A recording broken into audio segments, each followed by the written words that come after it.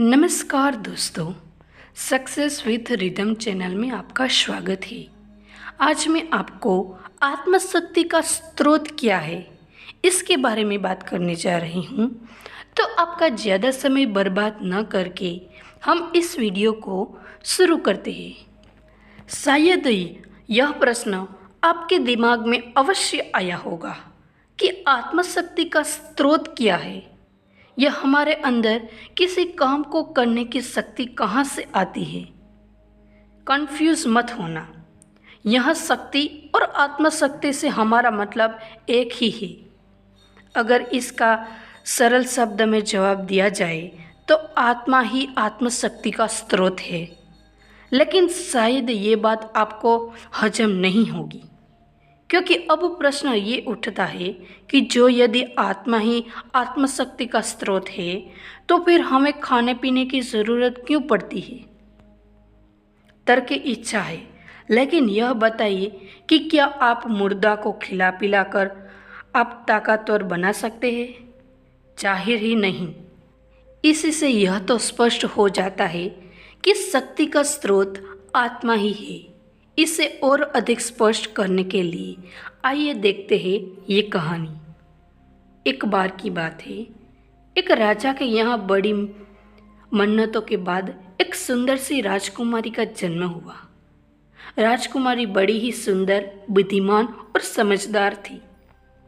जब वह विवाह के योग्य हुई तो उसने शर्त रखी कि मैं उसी युवक से शादी करूंगी जिसमें अदम्य साहस हो, जो मुझे पाने के लिए अपनी जान की भी परवाह न करे। राजा अपनी बेटी से बहुत स्नेह रखता था। अंततः उसने राजकुमारी की इस शर्त को पूरी करने के लिए स्वयंवर का आयोजन किया। इसी के साथ उसने अपने बगीचे के तालाब में बड़े बड़े भयानक मगरमच्छ छुड़वा दिए। तालाब के चारों ओर ही राजाओं के बैठने की व्यवस्था करके राज दरबार सजाया गया।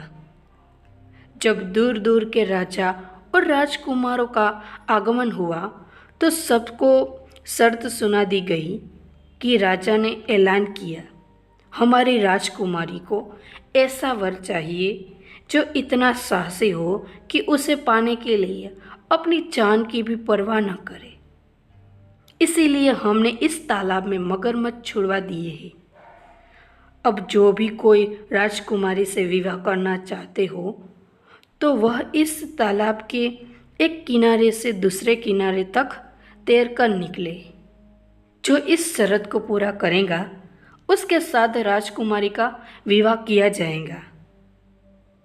स्वयंवर की शर्त सुनकर राज दरबार में सन्नाटा छा गया।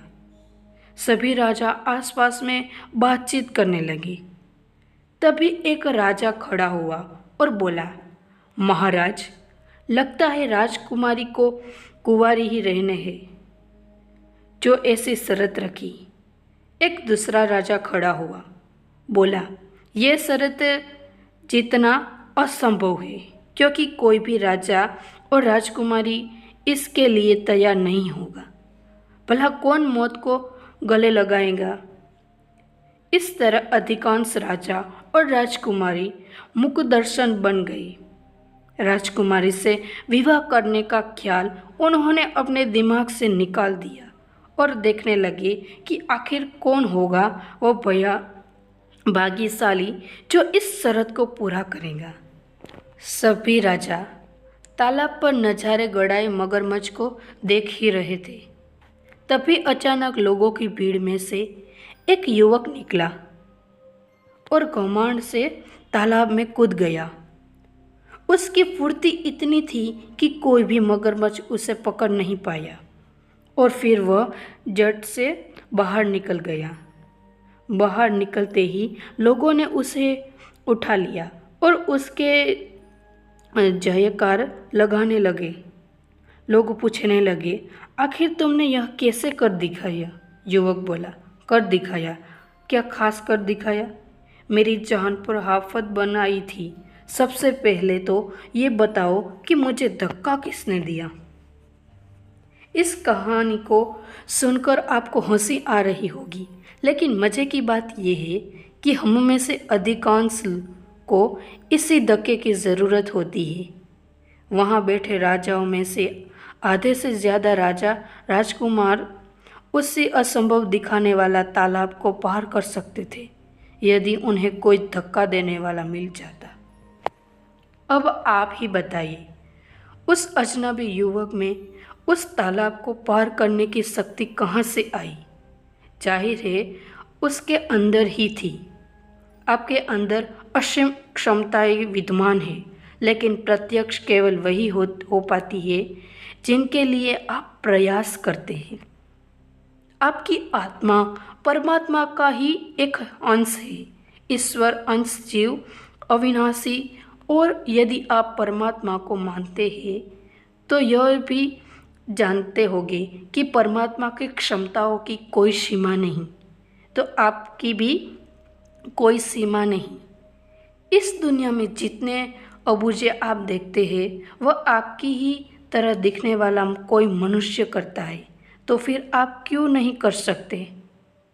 सफलता का मूल मंत्र, अगर सही समय पर सही काम को सही तरीके से सतत किया जाए तो सफलता मिलकर रहती है। हम आशा करते हैं कि आपको हमारा ये वीडियो पसंद आया होगा, तो अपनी राय कमेंट बॉक्स में कमेंट करके बताइए और हमारी इस चैनल को लाइक, शेयर एंड सब्सक्राइब कीजिए। धन्यवाद।